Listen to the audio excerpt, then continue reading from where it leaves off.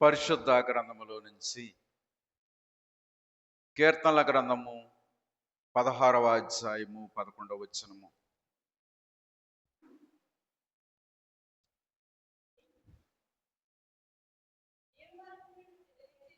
జీవ మార్గము నీవు నాకు తెలియజేసేదవు, నీ సన్నిధిని సంపూర్ణ సంతోషం కలదు, నీ కుడి చేతిలో నిత్యము సుఖములు కలవు. చిన్న ప్రార్థన చేసుకుందాం. మహిమా స్వరూపైన మా తండ్రి, నీకు మహిమ కలిగిన ఘనమైన ఉన్నతమైన మహోన్నతమైన నామమునకు వందనములు, స్తుతులు, స్తోత్రములు చెల్లించుకుంటూ ఉన్నాం. నీ సన్నిధిని నిలుచు భాగ్యము బైబిల్ గ్రంథంలో ఆయా భక్తులకు మీరు అనుగ్రహించిన విధానం బట్టి మీకు వందనాలు. ప్రభు రాత్రి కాల సమయములో నీ సన్నిధిని గురించి వినే భాగ్యము నీ పిల్లలమైన మాకు అనుగ్రహించిన తండ్రి మీకు వందనాలు. ప్రభా, మీకు దాసులైన వారికి మీరు మంచి జ్ఞానమును అనుగ్రహించి ఈ యొక్క సన్నిధిని గురించి ఒక క్లాసుగాను ఒక ఏర్పాటు చేయాలనే మనస్సు మీ యొక్క దాసునికి ఇచ్చిన తండ్రి మీ స్తోత్రాలు. ప్రభా, వచ్చిన వారిని బట్టి తండ్రి మీకు వందనాలు చెల్లించుకుంటూ ఉన్నాం. ప్రభు యొక్క సమయమందు వినువారిని వివరించు వారిని మీకు స్వాధీనమందు ఉంచుకొని వినగలిగిన చెవి గ్రహించగలిగిన మనస్సు మాకిచ్చి మహిమను పొందమని మా మంచి బోధకుడైన యేసునామమున వేడుకొనుచున్నాం తండ్రి. కూడి వచ్చిన దేవుని పిల్లలారా, కృపయు సమాధానమును మీకు సమృద్ధిగా కలుగునుగాక. ఆమేన్. కూర్చుందామండి. ప్రభునందు ప్రియులారా, సన్నిధి అనే మాట మన క్రైస్తవ మతములోనే కాదు, కానీ ఇతరులైన వారు కూడా సన్నిధి అనే మాటను వాడుతూ ఉంటారు. అలాగనే ఆ యొక్క ఎస్తేరు గ్రంథము 5వ అధ్యాయములో కూడా రాజ సన్నిధి అనే మాటను మనం గమనిస్తూ ఉంటాం. అయితే రాజుగారి యొక్క అంతఃపురాన్ని రాజ సన్నిధి అని పిలవటం మనం గమనిస్తూ ఉంటాం. ప్రియులరా, మానవ సన్నిధి వేరు, దైవ సన్నిధి వేరు. అయితే మానవ సన్నిధిని మించింది దైవ సన్నిధి. మానవ జీవితము అశాస్త్రమైనది, దైవ సంబంధమైనటువంటి జీవితము శాస్త్రమైనది. మన తండ్రి గారు ఒక పాటలో చక్కగా తెలియజేస్తారు. యేసు నీ తలపే నాకు ఎంతో హాయి, ప్రభు యేసు నీ తలపే నాకు ఎంతో హాయి, యేసు నిన్ను తలంపగానే హృదయమానందముతో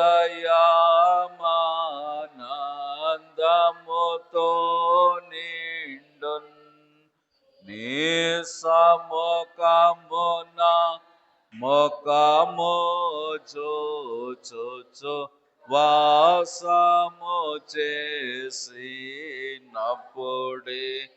లోండును, యేసు నీ తలపే నాకు ఎంతో హాయి, ప్రభు యేసు నీ తలపే నాకు ఎంతో హాయి. ప్రియులరా, తండ్రి గారు చక్కగా రాస్తూ, యేసు నీ తలపే నాకు ఎంతో హాయి. యాసవి కాలంలో ఏసీలో కూర్చున్నప్పుడటండి మనిషికి ఎలా ఉంటది? హాయిగా ఉంటది. మరి ఆ ఏసీలోంచి బయటకు వచ్చాక ఎలా ఉంటుంది అంటారు? బగబగామంటది.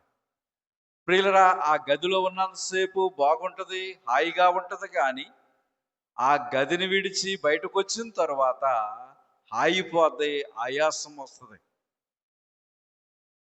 కానీ ఇక్కడ తండ్రి గారు మర్మమైనటువంటి హాయిని మనకి చూపిస్తూ, యేసు నీ తలపే నాకు ఎంతో హాయి. ఆ పాట పైన తండ్రి గారు ఒక మాట రాస్తారు. ఆమె ఏమని ఉంటుంది? సన్నిధి. ప్రియుల, ఇది సన్నిధికి సంబంధించినటువంటి కీర్తన. దైవ తలంపట మనిషికి ఏమిస్తుంది? ఆయిస్తుంది.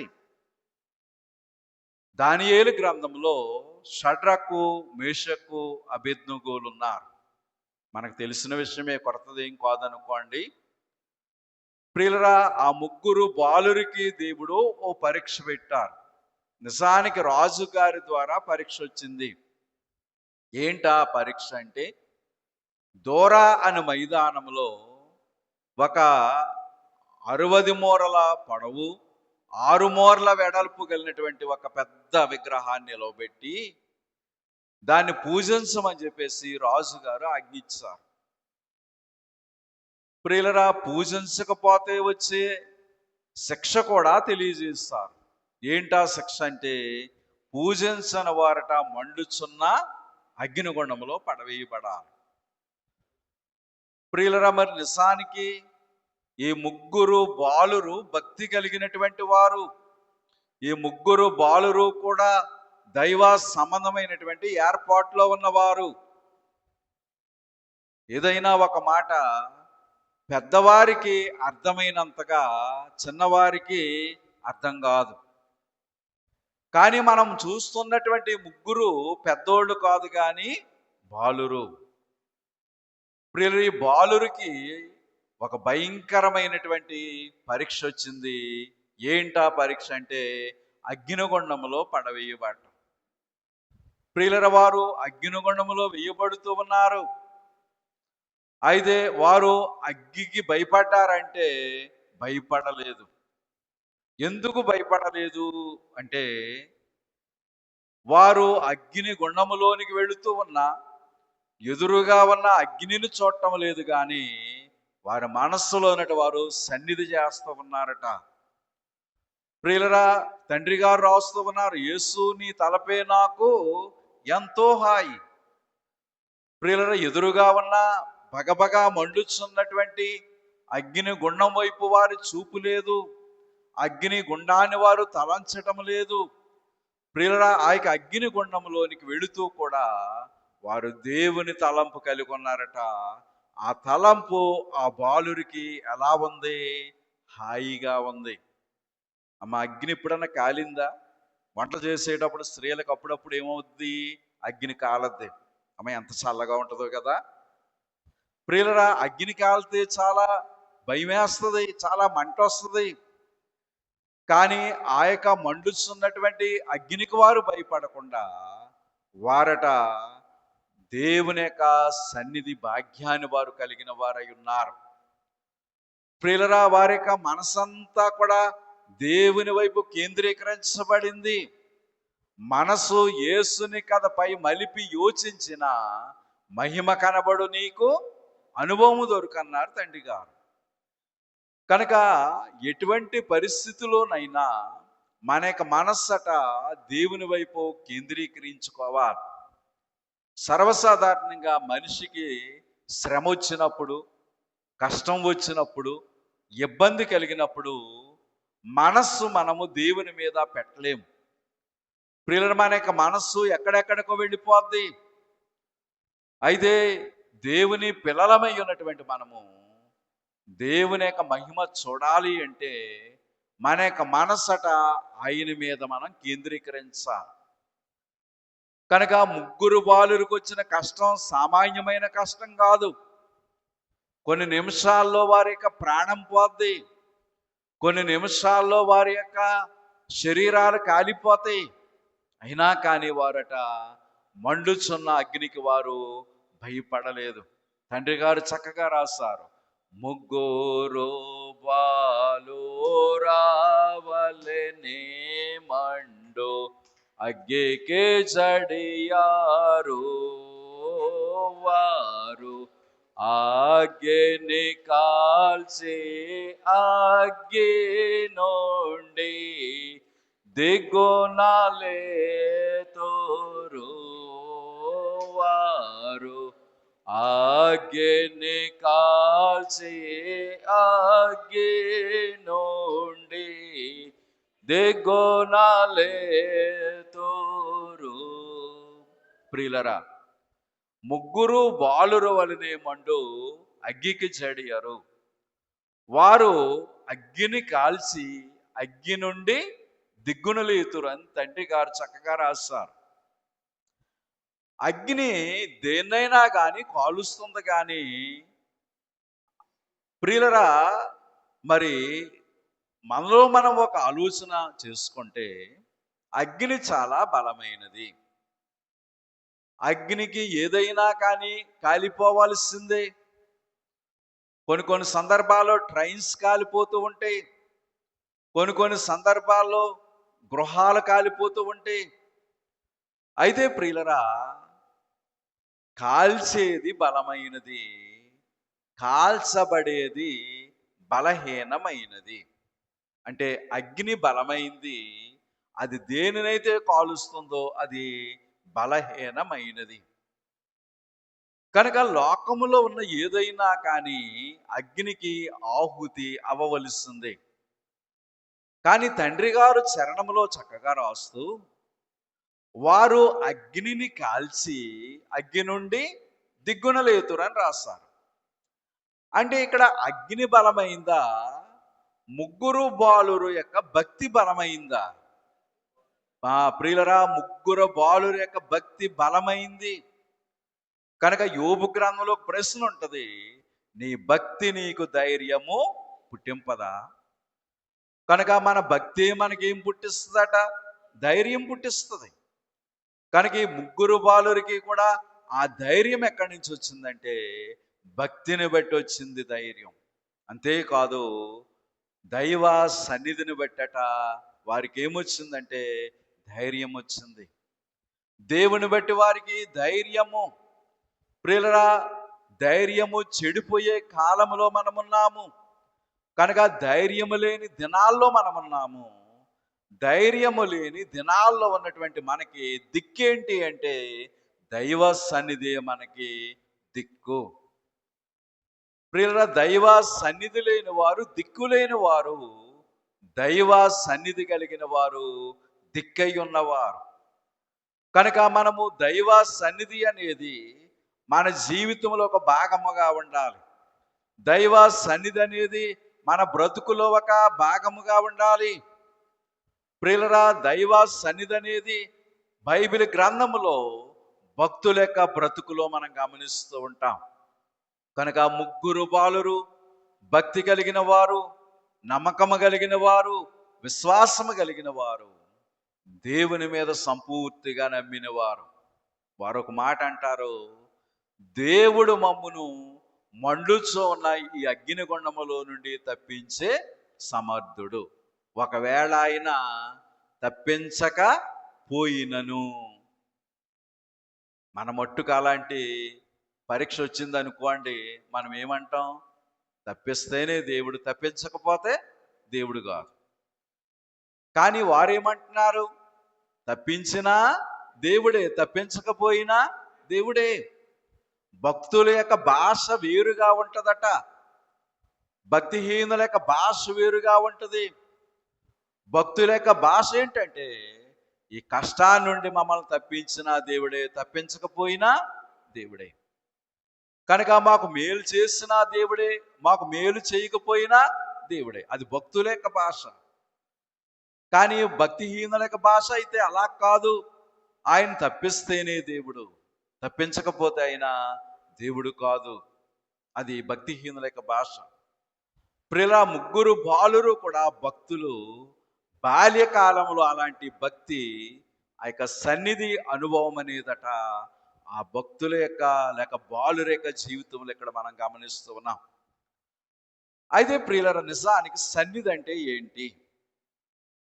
మరి ఈ యొక్క రాత్రి కాలంలో ఇవ్వబడినటువంటి మరి కొన్ని అంశాలు మనం చూస్తే, సన్నిధి ఎవరు చెయ్యాలి, ఎక్కడ చెయ్యాలి, ఎలా చెయ్యాలి? కనుక అసలు సన్నిధి అంటే ఏంటి అని మనం ప్రశ్నించుకుంటే, భూమి మీద ఉన్నటువంటి నరుడు పరలోకములో ఉన్నటువంటి దేవుణ్ణి తన మనస్సులోనికి తెచ్చుకొని దేవుని తలంపు కలిగి ఉండటమే ఏమై ఉందంటే సన్నిధి అయి ఉంది. ప్రియులు, చాలా మంది సన్నిధి చేస్తామంటున్నారు కానీ వారి మనస్సులో దైవ తలంపు అనేది ఉండదు. సన్నిధిలో కూర్చుంటారు కానీ మనసు ఎక్కడ ఉంటుంది? ఆ ఇంటి దగ్గర ఉంటుంది, పనుల దగ్గర ఉంటుంది, ఏయో కార్యాల దగ్గర ఉంటాయి. అది సన్నిధి కాదు. సన్నిధి అంటే ఏంటంటే మనిషి యొక్క మనస్సులోనట దైవ తలంపు తప్ప వేరే తలంపు ఏది కూడా ఉండకూడదు. దాన్ని ఏమన్నారు? సన్నిధి అన్నారు. దైవ తలంపు లేకుండా మనం ఎంతసేపు సన్నిధిలో ఉన్నా అది వ్యర్థమే. తండ్రి గారు ఒకసారి నిమష సన్నిధి అనే ఒక ప్రసంగం చేస్తారు. నిమష సన్నిధి. అయితే ప్రియులరా, సన్నిధి ప్రారంభించిన ముందు చేదుగా ఉంటుందట. మనిషి సన్నిధి మొదలుపెట్టినప్పుడు కష్టంగా ఉంటుందట, ఉండలేరంట. కానీ చెయ్యగా అలవాటు అయిపోద్దంట. మా గురువు గారు రెవరెండ్ బి అనురాగరావయ్య గారు ఉండేవారండి. ఆయన ఒక మాట అనేవారు. ఏమనేవారంటే, మొట్టమొదట సన్నిధి ప్రారంభించినప్పుడు అంటే విశ్వాసి గడియారం వైపు చూస్తారట. ఎందుకు? టైం అయిపోయిందేమో అని. ప్రియులరా, సన్నిధి చేయగా ఆ వ్యక్తి యొక్క మనసు దేవుని మీద కేంద్రీకరించి ఇక దైవ సాన్నిధ్యములోనికి వెళ్ళిపోయినప్పుడు దేవుని యొక్క రూపాన్ని అలా చూస్తూ ఉన్నప్పుడంట ఇంకా ఆ వ్యక్తి టైం వైపు చూడట, కానీ దేవుడే చెప్తాడట ఏమని? సమయం అయిపోయింది, ముగించేసుకొని. ప్రియులరా, ఒకసారి రెవరెండ్ జి సమీలయ్య గారు మాకు సంస్కారానికి వచ్చేవారు. ప్రియులరా, ఆయన సంస్కారానికి వచ్చి ఆయన ఎక్కువ ధ్యానం చేసేవారండి. ప్రియులు, ఒకసారి ఆయన క్రిస్మస్ సమయంలో ధ్యానంలో నడిపించారు. అప్పటికి నేను 8th క్లాస్ చదువుతున్నాను, నా వయసు చాలా తక్కువ. కానీ ఆ ధ్యానంలో ఆయన నడిపిస్తూ మరి ఆ తొట్టులో ఉన్నటువంటి బాలుణ్ణి చూపించేటటువంటి ఒక ఏర్పాటులోనికి తీసుకుని వెళ్ళిపోయారు. కనుక ప్రియులరా, ధ్యానం అంటే మరి ఆ భక్తుని యొక్క జీవితంలో నేను గమనించాను. కనుక ప్రియులరా, దేవుని యొక్క ఉద్దేశం ఇక్కడ మనం జాగ్రత్తగా గమనిస్తే, సన్నిధి అనగా దైవ భయం కలిగి దేవుని యొక్క ముఖాన్ని చూస్తూ గడపటం ఏమై ఉందంటే సన్నిధి అయి ఉంది. ప్రియులరా, మొట్టమొదటి సన్నిధి అసలు ఎవరు చెయ్యాలి? కనుక సన్నిధి ఎవరు చెయ్యాలి అంటే సన్నిధి ఎవరైనా చెయ్యొచ్చు. తండ్రి గారు దైవ సాన్నిధ్యం అనే పుస్తకంలో రాస్తారు, అవిశ్వాసము మనిషిలో బలిసి ఉన్నను సరే, బోధ వినుట అయిష్టము, అవిశ్వాసము, అధైర్యము, పిరికితనము, మనోనిదానం లేని స్థితి, ఎలాంటి దుర్గుణాలు మనలో ఉన్నా అలాంటి వారట దైవ సన్నిధి అనేది చేసినప్పుడు ఆ సన్నిధి ద్వారా అన్నీ కూడా సరవుతాయట. సన్నిధికి సరిచేసే స్థితి ఉంది. ప్రియులరా, సన్నిధట ఆ యొక్క సరిచేసేటువంటి ఏర్పాటు ఉంది. కనుక దైవజనులు దేవదాసయ్య గారు మనకిచ్చినటువంటి ఒక ఉన్నతమైన ఏర్పాటు ఏంటంటే సన్నిధి. ప్రియులరా, నిజానికి సన్నిధి అనేది బైబిల్ గ్రంథంలో ఉన్న ప్రతి భక్తుని యొక్క జీవితంలోనూ మనం చూస్తుంటాం. అయితే వచ్చిన చిక్కేంటి అంటే, కొంతమంది సన్నిధిలో శాశ్వతంగా ఉన్నారు, మరికొంతమంది సన్నిధిలో కొన్ని అంటే కొంతకాలం ఉండి వారు తొలగిపోయారు. ప్రియులరా, ఆదాము అవ్వల యొక్క జీవితాన్ని కానీ మనం గమనిస్తే ప్రతిదినము చల్లపూట ఆదాము అవ్వల దగ్గరికట ఎవరు వచ్చేవారంటే దేవుడు వచ్చేవాడు.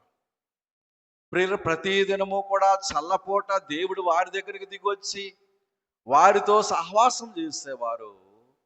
దేనికి దైవజనులు ఒక పేరు పెట్టారు, ముఖాముఖి సన్నిధి అన్నారు. ముఖాముఖి సన్నిధి అంటే దేవుని యొక్క ముఖాన్ని ఆదామవ్వలు చూసేవారు, ఆదామవ్వల యొక్క ముఖాన్ని దేవుడు చూసేవారు. ప్రియురా, ఇరువురు కూడా ఒకరి ముఖాన్ని ఒకరు చూసుకుంటూ అనేక సంవత్సరాలు గడిపారట. దానికి లెక్కలేదు ప్రియులు, దానికి ఇన్ని దినాలని ఇన్ని సంవత్సరాలని ఒక నియమం అనేది లేదు. అయితే ప్రియులరా, మరి ఒకానొక దినాన సాతాను సర్పరూపములో వచ్చి పరిశుద్ధమైన స్థితిలో ఉన్నటువంటి ఆదామవ్వలను చెడదీశాడు. అమ్మ, మీరు ఎప్పుడైనా పాలు తోడు పెట్టారా? ప్యాకెట్లో వాడతారా? కనుక పాలు తోడు పెట్టేటప్పుడు 1 లీటర్ పాలు ఉన్నాయి. మా లీటర్ పాల్లోనూ లీటర్ పెరిగేస్తారా? తోడు పెట్టడానికి ఎంత వేస్తారు? కొంచెం వేస్తారు. కనుక ఇప్పుడు లీటర్ పాలులో కొంచెం పెరిగేస్తే దాన్ని ఒక మాట అంటారు, తోడు చుక్క అంటారు.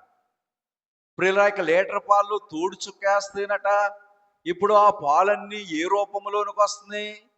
పెరుగు రూపంలోకి వస్తున్నాయి. అంటే వెయ్యబడినటువంటి తోడు చుక్క ఏ రూపంలోనికి వస్తుందో పాలన్నీ కూడా ఆ యొక్క రూపంలోనికి వచ్చేస్తా ఉన్నాయి.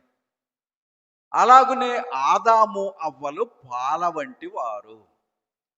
పాల వంటి ఆదాము అవ్వల్లోనట ఇది నిజమా అని ఒక తోడు చుక్కనేసాడట. ఎవరు? సాతాను. ఇప్పుడు ఎప్పుడైతే ఆ యొక్క తోడు చుక్క వేయబడినప్పుడు ఆ యొక్క పెరుగు రూపంలోనికి పాలు ఎలా మారుతున్నాయో అలాగనే పరిశుద్ధ స్థితిలో ఉన్నటువంటి ఆదామవ్వలు ఇప్పుడు ఏ రూపంలోనికి మారిపోయారంటే పాప రూపంలోనికి మారిపోయారు. కనుక ప్రియులు, ఇప్పుడు ఏదేను వనములో ఉన్నటువంటి ఆదామవ్వలు దైవాజ్ఞను అతిక్రమించి పరిశుద్ధ స్థితిలో నుండి పాప స్థితిలోనికి వారు పడిపోయారు. కనుక ఎప్పుడైతే వారు పాప స్థితిలోనికి పడిపోయారో పాప స్థితిలో ఉన్న వారి దగ్గరికి దేవుడు రావడం మానివేస్తారు. అంతేకాదు ఆయన ఏదేను వనములో నుండి వారిని వెలపలికి ఆయన వెళ్ళగొట్టారు.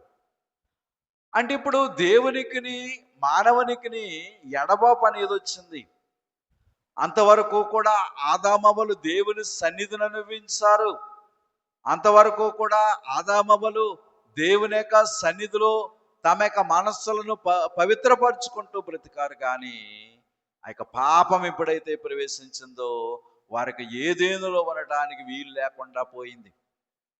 అంటే ఇప్పుడు దేవునికిని మానవునికిని ఒక ఎడబాటు అనేది వచ్చింది. అయితే ప్రియులరా, వచ్చినటువంటి ఆ యొక్క ఎడబాటును బట్టి మానవ జీవితంలో మరలా ఆ యొక్క ఆదికాండములో హానోక్ అనే ఒక వ్యక్తిని మనకు కనబడుతున్నారు. ప్రియులాయిక హానోకట నిత్యము కూడా ఎవరితో నడిచేవాడంటే దేవునితో నడిచేవాడు. దైవజనులు ఒక మాట అన్నారు, దేవుని సన్నిధి పరలోకములో నుండి భూమి మీదకి దిగొచ్చి భూమి మీద ఉన్నటువంటి హానోకును సిద్ధపరిచి పరలోకానికి తీసుకుని వెళ్ళిపోయింది అన్నారు తండ్రి గారు. కనుక పరలోకములో ఉన్న సన్నిధట ఎక్కడికి దిగొచ్చింది? భూమి మీదకి దిగొచ్చింది. భూమి మీద ఉన్నటువంటి హానోకునట దైవ సన్నిధి ఏం చేసిందంటే సిద్ధపరిచిందట. సిద్ధపరిచి ఎక్కడికి తీసుకుని వెళ్ళిపోయిందంటే పరలోకానికి తీసుకుని వెళ్ళిందట. అంటే సన్నిధి సిద్ధపరిచేది కనుక సన్నిధి ప్రతి మనిషిని కూడా ఏం చేస్తుంది? సిద్ధపరుస్తుంది. ప్రియులరా, సన్నిధి సిద్ధపరిచేదే కాదు, సన్నిధి అవసరాలను కూడా తీరుస్తూ ఉంది. సన్నిధి అందే అన్నీయో పరిష్కారమగును తెలిసి కొనుమో సని ప్రార్థింప ఏకాంత స్థలము చేరుము. ప్రియులరా, తండ్రి గారు చక్కగా రాస్తూ, సన్నిధి యందే అన్నియు పరిష్కారమగును తెలుసుకొనుము. కనుక సన్నిధిలో ఉంటే అన్నీ ఏమవుతాయి? పరిష్కారం అవుతాయి. ప్రియుల, ఒరిస్సాలో డాక్టర్ ఆత్మానమ్మ అనే ఒక తల్లి గారు ఉండేవారు. వారు నిత్య సన్నిధి పరులు. వారు నిత్యము కూడా ఏం చేసేవారంటే సన్నిధి చేసేవారు. ప్రియులరా, మన ఆంధ్రాలో ఉన్నటువంటి దేవదాసయ్య గారు కూడా ఏం చేసేవారు? నిత్యము కూడా సన్నిధి చేసేవారు. ఒకసారి దేవుడట ఒరిస్సాలో ఉన్నటువంటి ఆత్మానమ్మ గారికి చెప్పారట. ఏమని అంటే, ఆంధ్రాలో ఒక భక్తుడు ఉన్నాడు, ఆయన పేరు దేవదాసు, ఆయన మీకు వలె నిత్య సన్నిధి పరుడు అని చెప్పేసట ఒక మాట ఆ యొక్క దేవుడు వారికి సన్నిధిలో వినిపించారట. అప్పుడు వారు అనుకున్నారట, మనము ఆయన్ని చూడాలి, ఆయన సన్నిధి జీవితాన్ని గురించి మనం విన్నాము కనుక ఆయన చూడాలని అనుకుని, ప్రియులరా, మరి ఆ యొక్క దేవుణ్ణి అడిగారట, అయ్యా దేవదాసయ్య గారిని మా దగ్గరకు నడిపించండి, మా దగ్గరికి తీసుకొని రండి అని అడిగారట. అమ్మ, ఈ కాలంలో అయితే ఫోన్ కొట్టేవారు, మరి పూర్వకాలం ఫోన్లు ఉన్నాయా? ఫోన్లు. కనుక తండ్రి గారట దేవదాసయ్య గారితో అన్నారట, దేవదాసు, ఒరిస్సాలో బరంపురంలో ఆత్మానమ్మ గారు అనే ఒక తల్లి ఉంది, వారు నిత్య సన్నిధి పరులు, వారు నిన్ను చూడాలనుకుంటున్నారు, కనుక నీవొకసారి ఒరిస్సా వెళ్ళు అని చెప్పేసట తండ్రి గారికి చెప్పారట. అప్పుడు దేవదాసయ్య గారు ఒరిస్సా వెళ్ళారట. వెళ్ళేటప్పటికి వారి సన్నిధి గృహం ఉందంట, చాలా ఉన్నతమైన స్థితిలో ఉందంట. అంతేకాదు, ఆ బీరువా, వారు ఉన్నటువంటి లోపల బీరువా ఉందంటండి. ఆ బీరువా అక్కడ ఒక కాలు ఇరిగిపోయిందంట. అయితే ఆ కాలు ఇరిగిపోయినటువంటి భాగం దగ్గర ఒక దేవదూత వచ్చి అలా పట్టుకుంది ఉందట బీరువాని.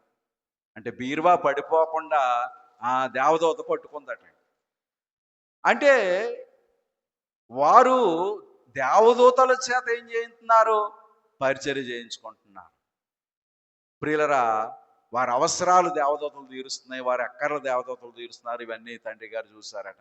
అంటే సన్నిధి పరులైనటువంటి ఆత్మానమ్మ గారిలో ఎంత సన్నిధి బలం ఉందో తండ్రి గారు చూస్తారు. బాగుంది. ఇప్పుడు తండ్రి గారు ఎంత శక్తిమంతులో వారికి కూడా చూపించాలి, అంతే కదా. వారి బలం ఈయన చూశారు, ఈయన బలం కూడా వారు చూడాలి. ప్రియులరా, ఆయనట ఒక కోడిగుడ్డు తెమ్మన్నారట. కోడిగుడ్డు తెమ్మని టేబుల్ మీద పెట్టారట. పెట్టి అన్నారట, ఈ కోడిగుడ్లోంచి పిల్ల బయటికి రావటానికి ఎంతకాలం పడుద్ది? 21 రోజు పడుద్ది. కనుక 21 రోజు అయితేనే కానీ కోడి గుడ్డులో నుంచి పిల్ల బయటికి రాదు. కానీ నేను విశ్వాసంతో ప్రార్థన చేస్తాను అని చెప్పేసాడు తండ్రి గారు. ఆ యొక్క కోడిగుడ్డును తెప్పించి బల్ల మీద పెట్టి ప్రార్థన చేసి ఆమెన్ అనగానే ఆ గుడ్డులో నుంచి అట పిల్ల బయటకు వచ్చి ఆ కిచకిచమని అంటూ ఆ టేబుల్ మీద తిరిగేస్తుందట. కనుక ప్రియులరా, మరి సన్నిధిలో ఉన్నటువంటి శక్తి, సన్నిధిలో ఉన్నటువంటి బలము ఆత్మానమ్మ గారు అనుభవించారు, అలాగనే దేవదాసయ్య గారు కూడా అనుభవించారు. ప్రియులరా, వారు అద్దె గృహంలో ఉండేవారట. ప్రియులరా, ఆ యొక్క అద్దె కట్టలేని పరిస్థితి వారిలో ఉంది. ప్రియుల, వారికి పని లేదు, వారు ఏ విధమైన ఆస్తిపాస్తులు లేవు. వారు నిత్యము ఎవరి మీద ఆధారపడేవారంటే దేవుని మీద ఆధారపడేవారు. వారి దగ్గర డబ్బులు లేవు. అయితే ఆ ఇంటి ఓనర్ గారు వచ్చి, నేను మీకు 15 రోజులు టైం ఇస్తున్నాను, ఈ 15 రోజులకి మీరు ఇల్లు ఖాళీ చేసేయాలి. అద్దె కట్టారు అంటే మిమ్మల్ని ఇంట్లో ఉండనిస్తాను, అద్దె కట్టకపోతే ఖాళీ చేయించేస్తాను అన్నారట. ప్రియులరా, 14 రోజులు పూర్తి అయిపోయి డబ్బులు లేవు వారి దగ్గర. 15వ రోజు వచ్చిందంట, ఇంకా ఖాళీ చేసేయాలని చెప్పేసి అనుకుంటున్నారట. అంతలో 2 కాకులు వచ్చి, ఒక కాకి నోట్లో ఒక 1000 రూపాయల కట్ట ఉందంట, మరి కాకి నోట్లో 1000 రూపాయల కట్ట ఉందట. ఆ 2 దెబ్బలాడుకుంటున్నాయట. ఏమని? ముందు నేనిస్తానంటే ముందు నేనిస్తాను. ప్రియులరా, మరి దేవుడు వారి యొక్క అవసరాలు అలా తీర్చేవారు. కనుక ఆట్నానమ్మ గారిని గురించి చాలా విషయాలు ప్రియులరా పూర్వీకులు చెప్పటం నేను విన్నాను. అంటే మనము సన్నిధిలో ఉన్నప్పుడట మన అవసరాలు కానీ మన అక్కర్లు కానీ ఎవరు తీరుస్తారు? దేవుడే తీరుస్తారు. ప్రియులరా ఒకసారి అనురాగవయ్య గారు ఒక అయ్యగారికి ఒక ప్రశ్న ఇస్తారు. ఏమనంటే, సన్నిధి కూటం గొప్పదా స్వస్థత కూటం గొప్పదా అన్నారు. ప్రియులరా సన్నిధి కూటం గొప్పదా స్వస్థత కూటం గొప్పదా? చాలా మంది స్వస్థత కూటాలు పెడుతున్నారు కానీ ఎవరు సన్నిధి కూటం పెట్టడం లేదు. నేను ఇలా అంటున్నానని అనుకోవద్దు కానీ స్వస్థత కూటానికి వెళ్ళినోళ్ళు అందరికీ నెరవేర్పులు వస్తున్నాయా? రావట్లేదు. కానీ తండ్రి గారు ఏమంటున్నారు? సన్నిధి యందే అన్నీయూ పరిష్కారం అవుతాయి. ప్రియులరా నిజానికి తండ్రి గారి యొక్క ఉద్దేశం ఏంటంటే స్వస్థత కూటం కన్నా సన్నిధి కూటమే గొప్పది. ప్రియులరా మానవులమైనటువంటి మనము విశ్వాస జీవితంలో ఎదిగి ఫలించడానికి సన్నిధి అనేది ఒక సాధనమై ఉంది. కనుక మన బ్రతుకులో సన్నిధి ఉండాలి. ప్రియుల మన యొక్క జీవితంలో ఆ సన్నిధి అనేది ఉండాలి. కనుక ఈ సన్నిధి ఎవరు చెయ్యాలంటే ఎవరైనా చెయ్యొచ్చు. ప్రియులరా చిన్న బిడ్డలు చెయ్యొచ్చు, పెద్దవారు చెయ్యొచ్చు, పేదలు చెయ్యొచ్చు, భాగ్యవంతులు చెయ్యొచ్చు, చదువుకున్నవారు చెయ్యొచ్చు, చదువు లేని వారు చెయ్యొచ్చు. కనుక ప్రియులరా సన్నిధికి ఫలానా వారే చెయ్యాలి, ఫలానా వారు చెయ్యకూడదు అన్నటువంటి సిస్టమ్ ఏమీ లేదు. నిజానికి ముగ్గురు బాలురు అనే మాటను మనం గమనిస్తే అమ్మ వాళ్ళ వయసు 30 సంవత్సరాలు ఉంటుందంటారా? బాలురంటే 14 సంవత్సరాల లోపు పిల్లల బాలురు అంటారు. ప్రియుల బాల్యము నుంచి వారు భక్తి అభ్యాసము కలిగిన వారు కనుక బాలురట ఏం కలిగి ఉన్నారంటే సన్నిధి కలిగి ఉన్నారు. ప్రియుల సన్నిధి అనేది ఎవరైనా చెయ్యొచ్చు. ప్రియులు రెండవది ఎక్కడ చెయ్యాలి? సన్నిధి అనేది ఎక్కడ చెయ్యాలి? పరిశుద్ధ గ్రంథం అంటుంది పొలములో సన్నిధి చేస్తున్న వారు ఉన్నారు, పర్వతం మీద సన్నిధి చేస్తున్న వారు ఉన్నారు, ప్రయాణం చేస్తూ కూడా సన్నిధి చేసినటువంటి వారు ఉన్నారు. కనుక సన్నిధికి స్థలము లేదు, స్థానము లేదు. కనుక ప్రియులరా పొలములో సన్నిధి ఎవరిది? ఇస్సాకు గారిది. అతడట పొలములో ధాన్యంప బయలు వెళ్ళెను అని ఉంటది. అమ్మ మనలో మనమాట. ఎలియాజరు గారు సంబంధం కోసం వెళ్ళారు. ఎవరికి సంబంధం? ఇస్సాకు గారికి. వెళ్ళిన ఆయన ఎర్రగా ఉన్నావిని తెస్తున్నాడు, నల్లగా ఉన్నావిని తెస్తున్నాడు. ఎంత హైట్ ఉంటుందో, నాకన్నా హైట్ ఎక్కువ తక్కువ ఈ ఆలోచనలు ఉంటాయి కానీ దేవుని ఆలోచన ఉంటుందంటారా? ఉండదు. కానీ ప్రియులరా ఎలియాజరు గారు ఆ పని మీద వెళితే ఇస్సాకు గారికట అలాంటి ఆలోచన ఏమీ లేదు. కనుక ప్రియులరా దేవుని యొక్క మాటను కానీ ఇక్కడ మనం గమనిస్తే ప్రియులరా ఇస్సాకు గారి యొక్క ఆలోచన అంతా కూడా దేవుని మీదే ఉంది. ఆయన భూలోకం వైపు చూడటం లేదు కానీ పరలోకం వైపు చూస్తున్నాడట. కనుక ప్రియులరా ఆయన మనసు భూ సంబంధమైన విషయం మీద లేదు. ఆ ఇస్సాకు గారి యొక్క మనసు భూ సంబంధమైనటువంటి ఆలోచన మీద లేదు. ప్రియులరా అతడట ధ్యానం చేయటానికి ఎక్కడికి వెళ్ళాడు? పొలములోనికి వెళ్ళాడు. అమ్మ నాకు తెలియక అడుగుతాను, పొలములు ఎలా టైల్స్ ఉంటాయా? అమ్మ ఫ్యాన్లు ఉంటాయా? లేకపోతే మరి మా పొలాల్లో ఉండవండి, మరి మీ పొలాల్లో ఉంటాయేమో తెలియదు. కనుక ప్రియులరా దేవుడు మనకు చక్కగా టైల్స్ ఇచ్చాడు, చక్కగా ఫ్యాన్లు ఇచ్చారు. ప్రియుల మా చిన్నతనంలో ఫ్యాన్లు ఉండేవి కాదండి. తాటాకు మందిరాలు ఉండేవి, పెంకుటి మందిరాలు కూడా ఉండేవి. పూర్వం ఎక్కువగా 6 గంటల నుంచి 6 గంటల వరకు ఉపవాస ప్రార్థన చేసేవారండి. ప్రియులరా ఆ ఉపవాస ప్రార్థన చేసినప్పుడు 6 గంటలకు ప్రారంభించి 6 గంటలకు ముగించుకుంటే యాసవ కాలంలో కూడా వారు చేసేవారు. యాసవ కాలంలో వారి శరీరాలన్నీ కూడా చెమటతో నిండిపోయి బయటకు వచ్చి వారు ఏం చేసేవారంటే వారి బట్టలు పిండుకునేవారండి. ప్రియులరా ఇప్పుడైతేనో ఫ్యాన్ తిరిగితేనే కానీ ప్రార్థన రాదండి. అమ్మ మందిరానికి వచ్చిన వెంటనే ముందు ఏం చేస్తాం? స్విచ్ చెయ్యాలి ముందు. కనుక సుఖం ఇప్పుడంతా కూడా సుఖం. కొన్ని స్థలాలైతే ఏసీ మందిరాలు వచ్చేస్తున్నాయి. కనుక ప్రియులరా, మనిషి సుఖం ఎక్కువయ్యే కొలది కూడా దైవభక్తి అనేది తగ్గిపోతూ ఉంది. కనుక ప్రియులరా, ఈ యొక్క ఇస్సాకు గారట ఎక్కడ ధ్యానం చేస్తూ ఉన్నాడంటే పొలములో ధ్యానం చేస్తూ ఉన్నాడు. ప్రియుల, పొలము అనేది నునుపైన స్థలం కాదు. పొలం అనేది సౌకర్యవంతమైన స్థలం కాదు. పొలం అనేది సుఖము లేని స్థలమై ఉంది. ఆ కటిక నేల మీద మోకరించి అతడు ధ్యానం చేస్తూ ఉన్నాడు, అంటే సన్నిధి చేస్తూ ఉన్నాడు. ఎందుకంటే ప్రియులరా, అబ్రహాము దేవుని యొక్క సన్నిధిలో జీవించేవాడు. అతని కుమారుడైనటువంటి ఇస్సాకు కూడా అలాంటి ధ్యాన జీవితం కలిగినటువంటి వ్యక్తి. ప్రియులరా, తండ్రి ఆస్తిపరుడు. సర్వసాధారణంగా ఆస్తిపరులైన వారు సుఖాన్ని కోరుకుంటారు. ప్రియుల, భాగ్యవంతులైన వారికి భక్తి అక్కర్లేదు అనుకుంటారు. కానీ ప్రియులు, ఇక్కడ ఈ యొక్క తండ్రి భాగ్యవంతుడు, తండ్రి ధనవంతుడు, వెండి బంగారములు పశువులు కలిగినటువంటి ధనవంతుడు తండ్రి. కానీ ధనవంతునికి కుమారుడై ఉన్నటువంటి ఇస్సాకు గారు, నాకు ధనం ఉంది కదా, నాకు ప్రార్థన ఎందుకు, నాకు ధనం ఉంది కనుక నాకు దేవుడు ఎందుకు అని అనుకోలేదు. కానీ ఆయనట దైవ సన్నిధి అనేది చేయటానికట ఎక్కడికి వెళ్ళాడంటే పొలములోనికి వెళ్ళాడు.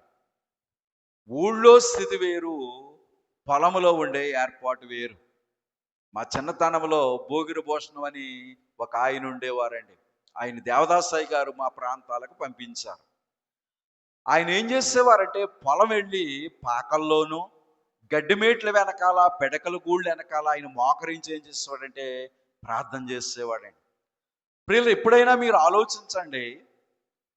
నేను ఒకసారి గమనించి నేను కూడా మా పొలంలో ఒకసారి ధ్యానం చేస్తానండి.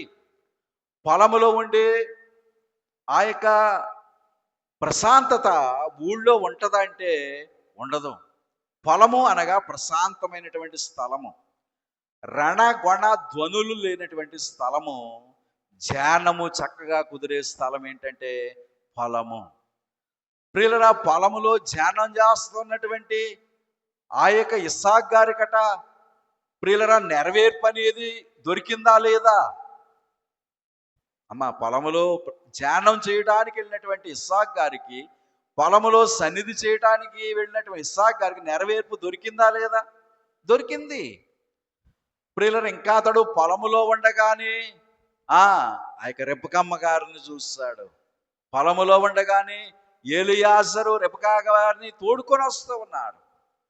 అంటే ప్రియులరా, సన్నిధి అన్నింటినీ కూడా సమకూర్చేదై ఉంది. ప్రియులరా, కాకపోతే మనకే ఆయనకు ఉన్నటువంటి వ్యత్యాసం ఏంటి అంటే, మనం ఎంత సన్నిధి చేస్తున్నా మన మనసు ఏమవుద్ది? లోకం మీదకి వెళ్ళిపోద్ది.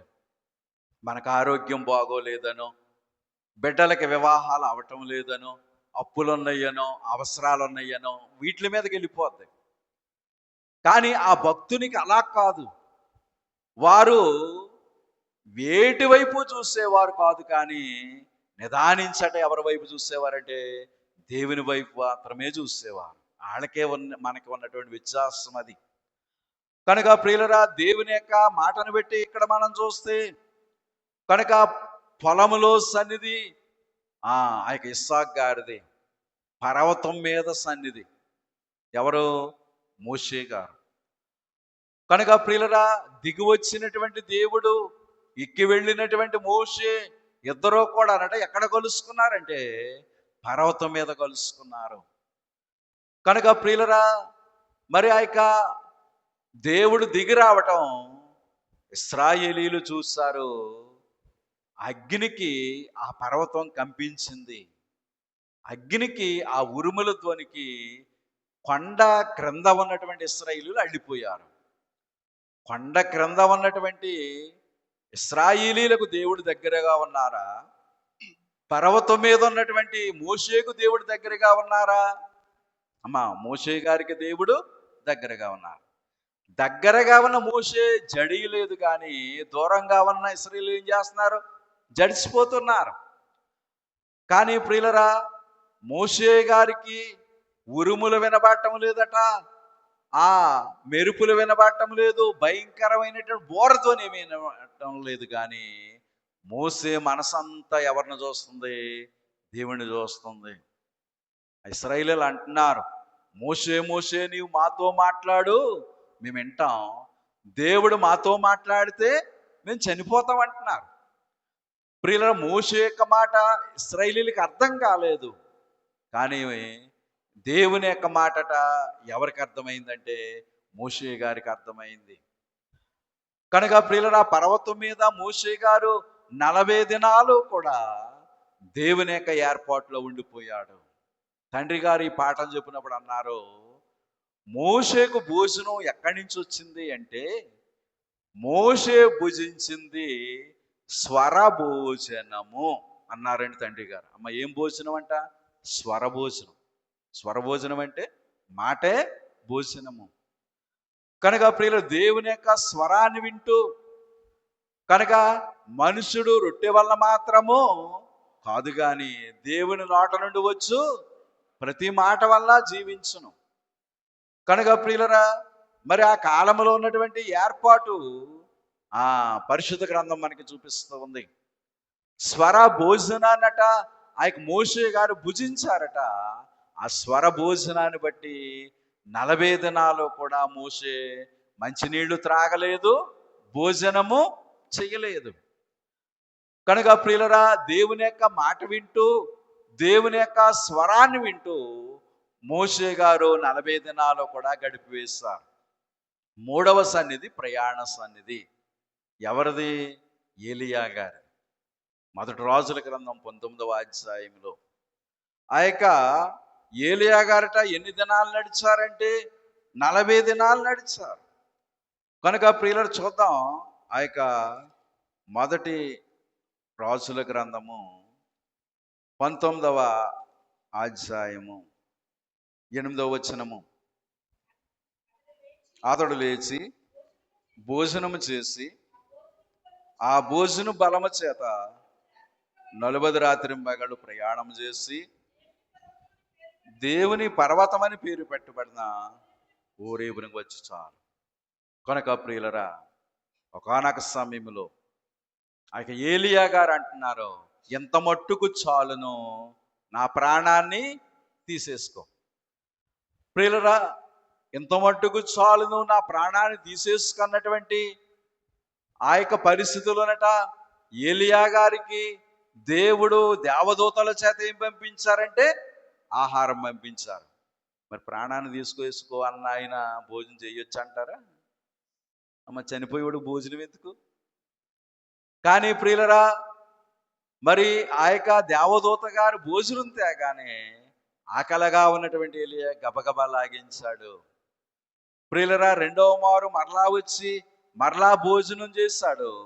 ఇప్పుడు ఈ భోజన బలము చేతంట 40 దినాలు ఏం చేశాడంటే ప్రయాణం చేశాడు, నడిచాడు. 40 దినాలు నడక.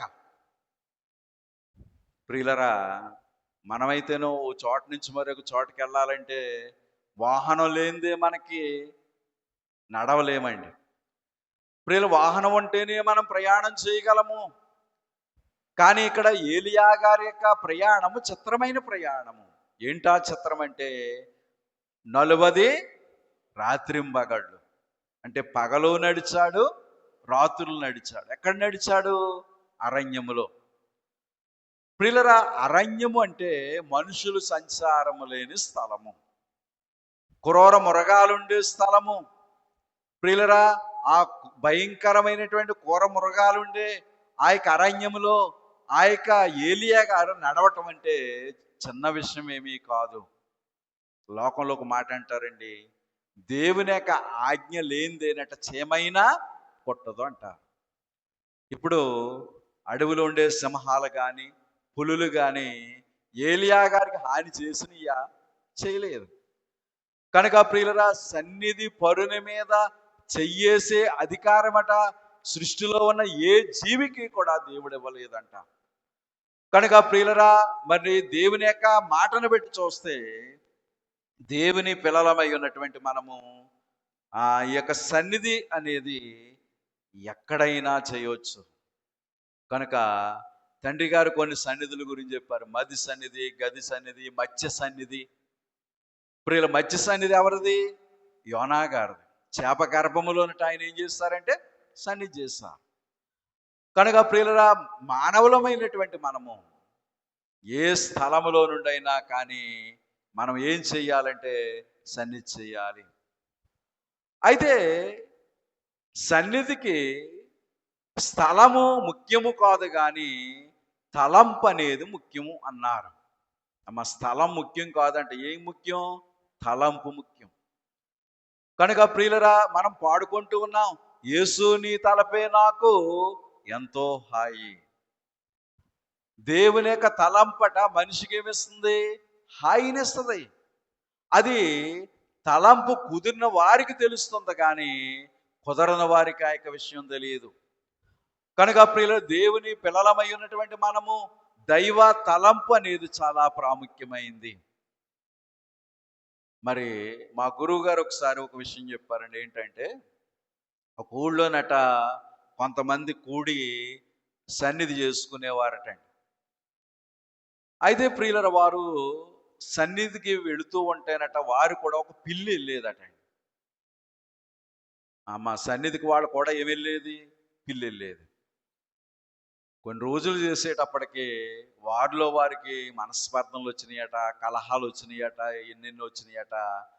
వారు ఏం చేశారంటే సన్నిధి మానేశారట.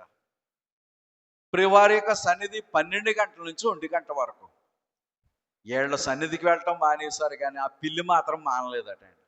ఆ పిల్లట వెళ్ళి కొంతసేపు అక్కడ ఉండి, అంటే ఆ గంట సేపు ఉండి మరలా ఏం చేసేదంటే ఇంటికి వచ్చేసేదట. కనుక ప్రియులరా, మనుషులు మానివేసినా కానీ ఆ యొక్క జంతువు మానలేదు. కనుక మనుషులు మానివేసినా కానీ ఆ జీవి మానలేదు. కనుక ప్రియులరా, దేవుని యొక్క విషయంలో మనం ఒక బాధ్యత అనేది కలిగి ఉండాలని దేవుని యొక్క పరిశుద్ధ గ్రంథం మనకి చూపిస్తూ ఉంది. అయితే ప్రియులరా, మరి మూడవది, అసలు యొక్క సన్నిధి అనేది ఎలా చేయాలి? మూడవ ప్రశ్న, ఎలా చేయాలి? చూడండి, జపన్యా గ్రంథము 1వ అధ్యాయం 7వ వచనంలో,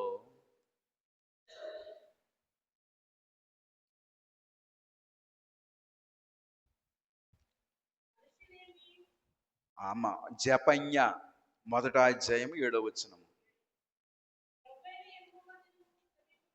ప్రభువైన యెహోవా దినము సమీపమాయెను, ఆయన బలి ఒకటి సిద్ధపరిచి ఉన్నాడు, తాను పిలిచిన వారిని ఆయన ప్రతిష్ఠించి ఉన్నాడు. యెహోవా సన్నిధిని మౌనంగా ఉండుడి. ప్రియులరా, యెహోవా సన్నిధిని ఎలా ఉండాలి? మౌనంగా ఉండాలి. ధ్యానం ఎలా చేయాలి? మౌనంగా చేయాలి. ప్రార్థన ఎలా చేయాలంటే మాట్లాడాలి. ధ్యానం ఎలా చేయాలి? మౌనంగా ఉండాలి. తండ్రి గారు మనకి మెట్ల ప్రార్థన అనే ఒక క్రమాన్ని నేర్పించారండి, లేక ప్రార్థనా మెట్లు. మొదటి మెట్టు మనోనిదానము, రెండవ మెట్టు ఒప్పుదల, ప్రియులరా మూడవది తీర్మానము, నాలుగవది సమర్పణ, ఐదవది అంశ ప్రార్థన, ఆరవది స్తుతి, ఏడవది కనిపెట్టుట. 7 మెట్లు. మొదటి మెట్టు ఏంటి? మనోనిదానము. ప్రియులరా, తండ్రి గారు అన్నారు, 7వ మెట్టు మీదకి వెళ్ళినా కానీ మొదటి మెట్టుని మాత్రం మానకూడదంట. 7వ మెట్టు మీదకి వెళ్ళినా కానీ ఏం మానకూడదు? మొదటి మెట్టు ఏంటి? మనోనిదానము. కనుక ప్రియులరా, మరి నిజానికి మెట్ల ప్రార్థన అంటే ఇతర మిషన్ల వారికి ఏదో కింద ఉంటుంది. అంటే దేవుణ్ణి మనము ఏ రీతిగా ప్రార్థిస్తే మన కోరికలు తీరతాయో, సన్నిధి అనేది ఏ విధంగా చేయాలో తండ్రి గారు మనకి నేర్పించారు. మొదటి మెట్టు మనోనిదానం మెట్టు, రెండవ మెట్టు ఒప్పుదల. అంటే మన పాపములన్నీ కూడా ఎవరి దగ్గర ఒప్పుకోవాలంటే దేవుని దగ్గర ఒప్పుకోవాలి. ప్రియుల మూడవది తీర్మానము, అనగా మనం ఒప్పుకున్నటువంటి పాపములకి మీదట నేను చెయ్యను అని తీర్మానం చేసుకోవాలి. నాలుగవది సమర్పణ. మన కుటుంబము, మన ఆరోగ్యము అన్నీ కూడా దేవునికి ఏం చేయాలంటే సమర్పణ చేయాలి. ఐదవది అంశ ప్రార్థన. ఈ అంశ ప్రార్థన ఐదో మెట్టు.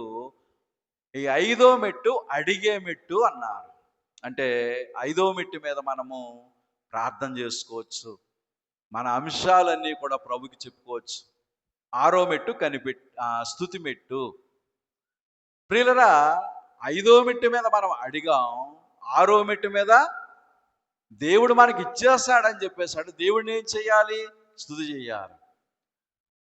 కార్యసిద్ధికి ముందే నమ్మినా కార్యసిద్ధి అవునని అన్నా అని తండ్రి గారు రాశారు. కార్యసిద్ధికి ముందే నమ్మినా కార్యసిద్ధికి ముందే నమ్మినా కార్యసిద్ధి అవునని అన్నా కార్యసిద్ధి అవునని అన్నా యేసు నామమెంతో మధురం మధురం మధురం మధురం యేసు నామమెంతో మధురం. కనుక ప్రియులరా, ఐదో మెట్టు మీద మనం ఏమైతే అడిగామో, ఐదో మెట్టు మీద మనం ఎన్నైతే అడిగామో అవన్నీ కూడా దేవుడు మనకి ఇచ్చేస్తాడని చెప్పేసాడు. ఆయన ఏం చెయ్యాలి? స్తుతించాలి. ఏడో మెట్టు కనిపెట్టు మెట్టు. 6 మెట్లు మనవి, మనం మాట్లాడాం. ఏడో మెట్టు మీద మాట్లాడొచ్చా? మాట్లాడకూడదు. మనోనిదానం కలిగి కనిపెట్టాలి. కనుక ప్రియులరా, ఈ మెట్ల ప్రార్థన పూర్వీకులు బాగా చేసేవారు. మా చిన్నతనంలో మా పూర్వీకులు బాగా చేసేవారు. రాను రాను ఇప్పుడు కాల విశ్వాసులు మెట్ల ప్రార్థన అంటే అదేంటో తెలియని పరిస్థితుల్లోనికి వెళ్ళిపోయింది. కనుక ప్రియులరా, ఒక ఏర్పాటు ప్రకారము దైవజనులు ఈ యొక్క మెట్ల ప్రార్థన ఒక ప్రశస్తమైనటువంటి ఏర్పాటును మనకి ఇచ్చారు. కనుక చివరి మెట్టు కనిపెట్టుట. ప్రియులరా, ఈ కనిపెట్టుట అనేది చాలా గొప్ప భాగ్యము అన్నారు. కనుక ప్రియులరా, మానవులమైనటువంటి మనము దేవుని సన్నిధిలో కనిపెట్టుట ఒక గొప్ప ఉన్నతమైన ఏర్పాటు. ఈ కనిపెట్టుట ద్వారా అనేకమైన మేళ్ళు ఉన్నాయి. ప్రియులరా, చాలామంది కనిపెట్టాలంటే చిరాకు, చాలామంది కనిపెట్టాలి అంటే చాలా చిరాకు పడుతుంటారు. ప్రియులరా, కనిపెట్టుట ద్వారా కార్యాన్ని దేవుడు జరిగించేవారై ఉంటారు. ప్రియులరా, స్వతహాగా మనలో మన మాటగా మనం చెప్పుకోవాలంటే మన జీవితంలో మనం ఏమి అడిగితే అది దేవుడు వెంటనే చేసేయాలని అనుకుంటాం. అంటే స్పీడ్గా అయిపోవాలి. కానీ దేవుని మందిరానికి మనం ఎలాగొస్తాం? అమ్మ, స్పీడ్గా వస్తామా? దానికి స్పీడ్ ఉండదండి. కానీ దేవుడు చేసేదట ఎలా ఉండాలి? స్పీడ్గా ఉండాలి. అడిగిన వెంటనే అయిపోవాలి. మనమైతేనో మందిరానికి అయిపోతల్లోకో, లేకపోతే అమ్మ మీరు కాదు, మా ఊళ్ళు ఏం చేస్తారు, పరలోక ప్రార్థన చెప్పేటప్పుడు వస్తారండి. అమ్మ మీరు చాలా బంగారం, మీరు మిమ్మల్ని అనడానికి. కనుక ప్రియులరా, అంటే దేవుని విషయంలో మనం శ్రద్ధ ఉండదు, కానీ మన విషయంలో మాత్రం దేవుడు శ్రద్ధగా చేయాలని అనుకుంటాం. పరిశుద్ధ గ్రంథం అంటుంది, నీవు ఏ కొలతతో కొలుస్తావో అదే కొలతతో నీకు కొలవబడదు. కనుక నీవు నా విషయంలో ఎలాగుంటావో నేను కూడా నీ విషయంలో అలాగే ఉంటాను. కనుక ప్రియులరా, దైవ సన్నిధి మానవుని గొప్ప ఉన్నతమైనటువంటి స్థితిలోనికి తీసుకుని వెళతండి. మోషే గారికి సన్నిధి ద్వారా సత్తువ దొరికిందట. ప్రియులరా, సన్నిధిని బట్టట మోషే గారికి ఏం కలిగింది? సత్తువ. 120 సంవత్సరాల వయసు వచ్చిన నాకులాగా ఆయన కళ్ళజోడు పెట్టలేదు. అమ్మా, 120 సంవత్సరాల వయసు వచ్చినా కానీ దృష్టిమాంద్యం ఉందా? లేదు. ప్రియులరా, కాలి సత్తువ తగ్గలేదు, ఒంట్లో సత్తువ తగ్గలేదు. కనుక ప్రియులరా, మోషే గారికి సన్నిధిని బట్టి సత్తువ అనేది వచ్చిందంట. అందుకనే శక్తి లేని వారు సన్నిధి చేస్తానట. సన్నిధి ద్వారా ఏం దొరుకుతుంది?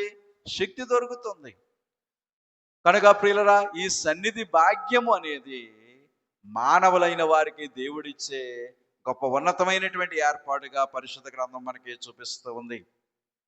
కనుక బైబిల్ మిషన్ యొక్క పునాది ఎక్కడ ఇవ్వబడిందంటే సన్నిధి మీద ఇవ్వబడింది. కనుక దైవజనులు మనకిచ్చినటువంటి ఏర్పాటు సన్నిధి. పూర్వకాలము గుంటూరులో నిత్యజీవ సన్నిధి కూటము అని ఒక సన్నిధి కూటం ఉండేదండి. గుంటూరులో నిత్యజీవ సన్నిధి కూటము, విజయవాడలో బెతానియా సన్నిధి కూటము. ప్రియులరా, మరి ఎలాగున 7 సన్నిధి కూటాలు ఆ కాలంలో దైవజనులు ఏర్పాటు చేస్తారు.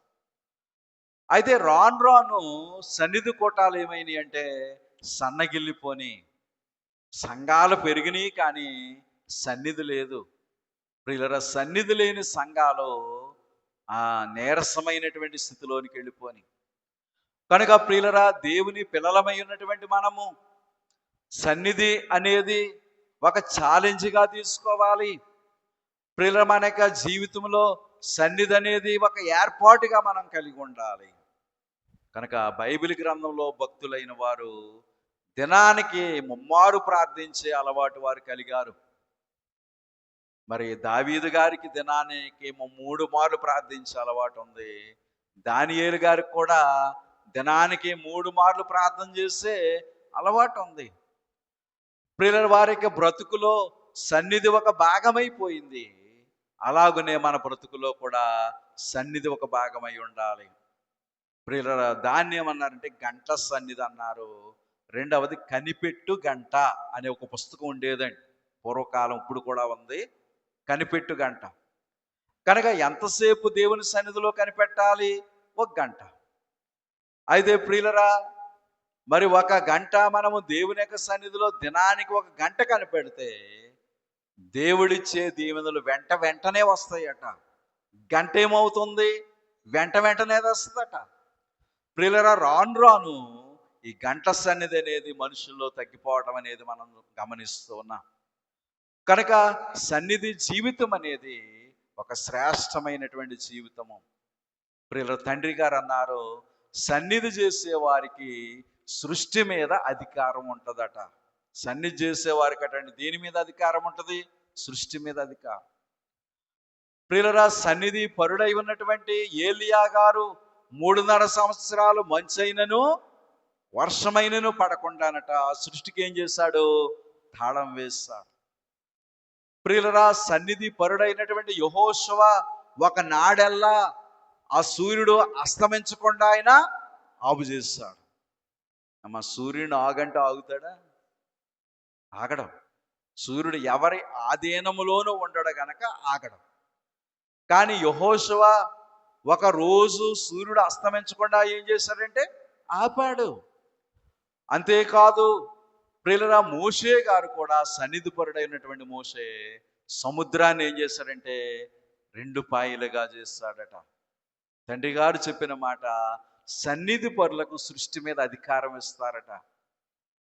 ప్రియులరా, బైబిల్లో లేని ఒక సంగతి, ఒక దైవజనులు చెప్పిన సంగతి ఏంటంటే, ఒరిస్సాలో ఆ యొక్క డాక్టర్ ఆత్మానమ్మ గారి యొక్క దినాల్లోనట సముద్రము పొంగి ఊరి మీదకి వచ్చేస్తూ ఉందంట. ప్రియులరా, సముద్రపు కెరటాలు వచ్చేస్తూ ఉన్నాయట.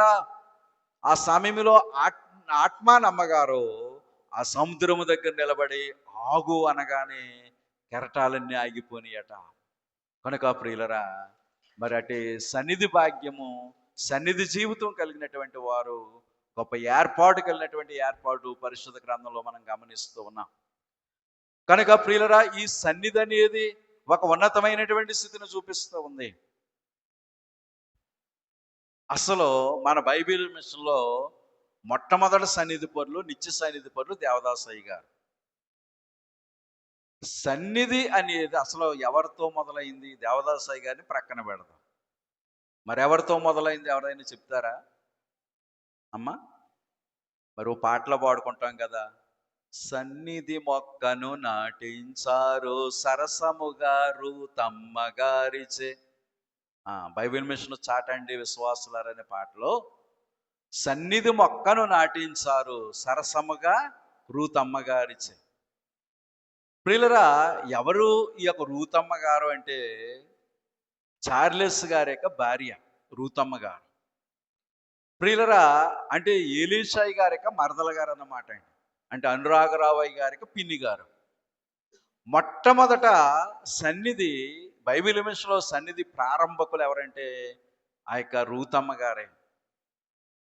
తండ్రి గారు చెప్పారట ఏమనంటే, సన్నిధి చేసేటప్పుడు మడత వస్త్రం ధరించాలి. అంటే మాసిపోయింది కాదు కానీ మంచి వస్త్రం, మడత వస్త్రం ధరించాలి. ఒక స్థలం, మనం ప్రార్థన చేసుకునే స్థలం చాలా పరిశుద్ధంగా ఉండాలి, గత్తర ఉండకూడదు. అటువంటి స్థలంలో నీవు సన్నిధి ప్రారంభించు రూతమ్మ అని చెప్పారట. ఆ తల్లి సన్నిధి చేసిన రోజునంట మంచి వస్త్రం ధరించుకుని ఆ సన్నిధి చేస్తూ ఉందంట. ఆవిడకు దర్శనం వచ్చిందంట. ఆ దర్శనం ఎలా వచ్చింది అంటే, ఆమె ధరించిన వస్త్రం అంతా కూడా చిరుగులు చిరుగులుగా ఉందట. ఆమె ధరించిన వస్త్రం మంచి వస్త్రం అయితే, ఆమెకు దర్శనములో దేవుడు చూపిస్తున్న వస్త్రం చిరిగిన వస్త్రం. ఏంటి అంటే, దేవుడు అన్నారట, అమ్మా నీ బ్రతుకు కూడా చినిగిపోయి ఉంది, చినిగిపోయిన నీ బ్రతుకుని నేను సన్నిధి ద్వారా సరిచేస్తానన్నారటండి తండ్రిగా దేవుడు. కనుక ఆ తల్లి అలాగును సన్నిధి చేయగా కొన్ని దినాలకట మరలా ఆమెకు దర్శనం వచ్చిందంట. ఆ దర్శనంలో ఆవిడ మంచి వస్త్రంతో సన్నిధిలో ఉందంట. కనుక ప్రియులు మంచి వస్త్రంతో సన్నిధిలో ఉందంట. కనుక ప్రియులు అంటే సన్నిధి మనల్ని ఏం చేస్తుందంటే సరిచేస్తూ ఉంది. కనుక ప్రియులరా, ఈ సన్నిధి సరిచేసే సన్నిధి. అయితే సన్నిధికి రెండు ప్రాముఖ్యమైనటువంటి ఏర్పాట్లు ఉండాలి. ఒకటి శుద్ధి ఉండాలి, రెండవది క్రమం ఉండాలి అన్నారు తండ్రి గారు. అమ్మ, ఒకటేముండాలి? శుద్ధి ఉండాలి. కనుక రేపటి దినం నేను శుద్ధుల గురించి చెప్తాను. రెండవది క్రమము. ఈవేళ 10 గంటలకు మొదలెట్టి ఒక వారం రోజులు అయిపోయిన తర్వాత కుదురుతులేదు, నేను 1 గంటకు చేస్తానంటే కుదరదు. ప్రియులరా, ఏముండాలి? క్రమం ఉండాలి. నీవు ప్రారంభములో ఏ సమయానికైతే ప్రారంభించావో చివరకు కూడా నీకు ముగింపు ఆ రీతిగానే ఉండాలి. కనుక ప్రియులరా, సన్నిధి శుద్ధి కలిగి ఉండాలి. రెండు, సన్నిధికి క్రమము కూడా అవసరమై ఉంది. క్రమము లేని సన్నిధిని దేవుడు ఇష్టపడడం. ప్రియులరా, క్రమము లేనిటువంటి సన్నిధిని దేవుడు అంగీకరించడు. కనుక శుద్ధి, క్రమము మనం కలిగి ఉన్నప్పుడు ఆ యొక్క సన్నిధి ద్వారా అనేకమైనటువంటి ఆశీర్వాదాలు మనం అందుకోవడానికి దేవుడు కృప చూపించు తండ్రి అయి ఉన్నారు. కనుక ప్రియులరా, విశ్వాస జీవితంలో సన్నిధి అనేది ఒక ప్రాముఖ్యమైనటువంటి ఏర్పాటుని మనకు చూపిస్తూ ఉంది. కనుక సన్నిధి పరులే సన్నిధి చెయ్యాలని లేదు, కానీ ప్రభువును నమ్ముకున్న ఎవరైనా కానీ ఏం చెయ్యొచ్చు? సన్నిధి చేయొచ్చు. సన్నిధి అంటే ప్రియులరా గొప్ప ఉన్నతమైనటువంటి భాగ్యాన్ని ఇచ్చేది. సన్నిధి అంటే ప్రియులరా ఒక ఉన్నతమైనటువంటి ఏర్పాటు కలిగి నడిపించేది సన్నిధి అయి ఉంది. కనుక బైబిల్ మిషన్ వారమైనటువంటి మనకి సన్నిధి గురించి తెలుసు. సన్నిధి గురించి మనకి తెలిసినంతగా ఇతర మిషన్ల వారికి ఎవరికి కూడా తెలియదు. కొంతమంది అడుగుతారు, సన్నిధి అంటే ఏంటంటారు. ఓ చిత్రం ఏంటంటే, మనలను చూసి ఇతర మిషన్ల వారు కూడా ఇప్పుడు సన్నిధి చేస్తున్నారండి. ప్రియులు, మనల్ని బట్టి వారు నేర్చుకుంటున్నారు. ఎందుకంటే తండ్రి గారు అన్నారు, క్రొత్త విషయములో లేనిదేయి క్రొత్త మిషను ఎందుకు రావలెను, క్రొత్త విరాగ అన్ని మిషనులు, క్రొత్త విరాగ అన్ని మిషనులు గొప్పగా పెరిగి మేఘాంబికును, గొప్పగా పెరిగి మేఘాంబికును. విచారము కూడదు నీకు, మహిమ తలంపులే కావలేను. కనుక ప్రియులరా, కొన్ని స్థలాల్లో మనం చేసే కార్యాలు, మనం చేసే పనులు ఇతర మిషన్ల వాళ్ళు చేస్తున్నారు. కనుక అందుకనే తండ్రి గారు క్రొత్త విషయము లేనిది క్రొత్త మిషన్ ఎందుకు రావాలను, క్రొత్తవి రాగా అన్ని మిషన్లు గొప్పగా పెరిగే మేఘం వ్యక్తి. కనుక ఈ సన్నిధి క్రమం మనమే కాదు, ఎవరు చేసినా కానీ మేఘమెక్కే అంతస్తు సన్నిధి ద్వారా ఉంది. మన సమస్యలకు పరిష్కారం కూడా ఎక్కడ దొరుకుతుందంటే సన్నిధిలోనే దొరుకుతుంది. అలాంటి సన్నిధి భాగ్యము దేవుడు మనకే సమృద్ధిగా అనుగ్రహించును గాక. చిన్న ప్రార్థన చేసుకున్నాం.